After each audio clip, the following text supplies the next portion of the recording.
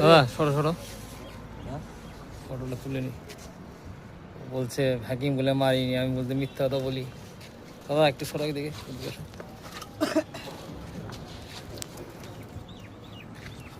এই লাইনে কাজ করতে করতে মানে আমারই এ গেছে, আমি বিশ্বাস করতে বাধ্য। বড় মোবাইল কিসের জন্য আছে কি বলতো?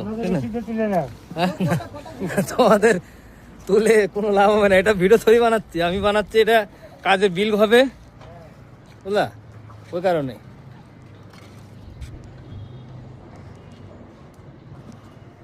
চারি সাইডে বিম।